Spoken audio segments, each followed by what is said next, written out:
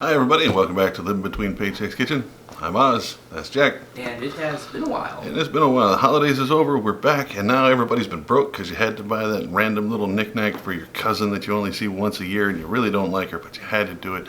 So now everybody's working on this little bitty budgets and you're back to come learn how to do some cheap food for cheap people. So we got you set. This first one is really neat. It's something I tried myself just because I was broke, and that's what I had in the refrigerator, and it turned out really well. So we're going to get into it. Before we do that, be sure to like, share, subscribe, do all the shameless plug, ring the bell things. You know how YouTube works. We very much appreciate it. And let's get into it. All right, here we go. Super simple, super easy. You're going to need a thing of chorizo, pork, beef, whatever you feel like. You're going to need some pasta. I use the bow tie or the farfalle, whatever. And then some Alfredo sauce, one or two, depends on how thick you like it. This is the fancy basil and stuff.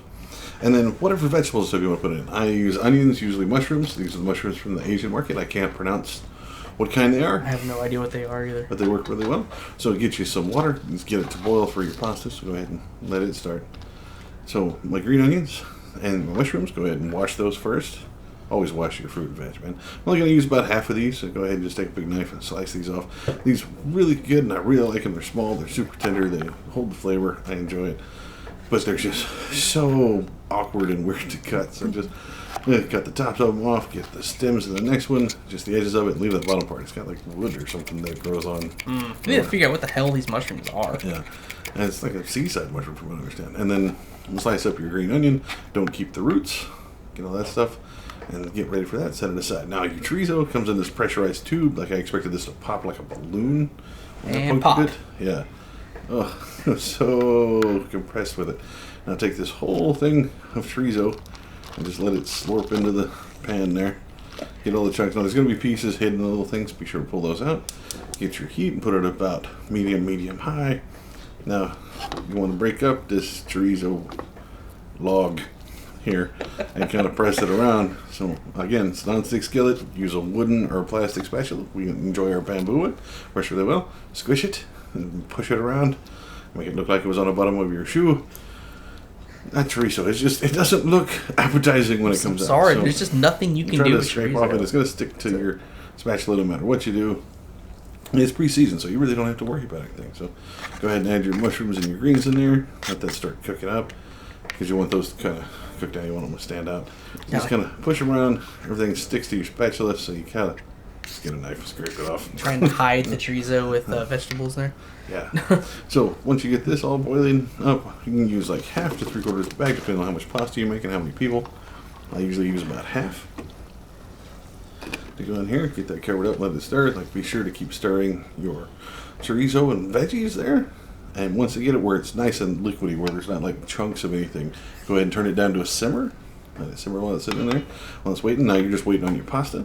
You can season it if you want to season with anything else. Like I threw some garlic butter because it's me, and then a little bit of oregano because it makes me sound like I'm fancy because I put oregano. Pasta. You I don't know what it makes it taste like, but I put oregano in it. So stir that around, let that simmer, and get that flavor all through all the rest of it. It works out really well. Now, you gotta check your pasta, so you gotta be careful with that while it's boiling. So once it's boiling, let it go. Get your sauce and just put it right in your pan. Right now, if you were to use a spoon, if you're thinking about just trying to shake it out, you're never going to get all of it. So you get one of those little rubbery spatulator things that'll reach in there and get all the rest of it out. If your pasta on al dente, you go ahead and stop it. If not, just go ahead and let it keep boiling. Now, start stirring this stuff in. If you stop right now, it's going to look horrible, like Jackson Pollock and Van Gogh had a love child, and this is what they work in. But slowly stir all this in, because again, this is hot, but you don't want it too hot because you don't want that Alfredo to stick on the bottom and burn, because that's just nasty. So check your pasta. Gotta be careful, really fast, and grab the hot ass noodle. It was poking up out of the water. I didn't think it was that hot. So once you get that done, get your holy bowl. Your pasta is good to how you want it. Go ahead and strain that out. Get all the water out of it. And then put your pasta into the skillet. This is how I do it. Some people just put the pasta down, put the sauce on top of it. Never been a fan of that. I prefer to just mix it together. Because I always end up with like dry pasta that way. Mm-hmm. You know, so I put a little bit in here, stir it around, make sure it got all in there. Then went ahead and add the rest and stirred that around. That way you get a nice even coat. Every piece of pasta's got sauce on it, but it's not absolutely drowning in the stuff, right? So it's get like a light coat of the stuff all over. It's a good ratio of sauce. And I to love noodle. the fact that you can use chorizo for this because the meat doesn't fall down to the bottom like you do when you have like hamburger and stuff in meat sauce.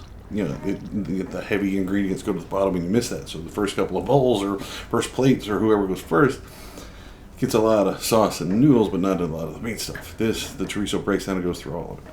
This is a great, easy meal. I figured this out at my house because I just didn't have anything else in the house. I decided to try it. This is excellent. This is very good. Please try this. This is killing me knowing what chorizo is made of. If I knew what everything made of and what goes into it, I wouldn't eat it. But this is good, cheap. Try it. So there you have it. It's absolutely outstanding meal. Super cheap. Really creative, I think, because I just threw a bunch of stuff at the house. But if you change it, you'd like to do something else, let us know. Maybe we'll come back to it and do this again. Tell us how to do it. You can find us on our social media if we're not here. You can find us on Instagram at Living Between or on Facebook, Patreon, and Pinterest at Living Between Paychecks Kitchen there. If you want to help us out, our Patreon's there. We very much appreciate it. And we'll see you next time.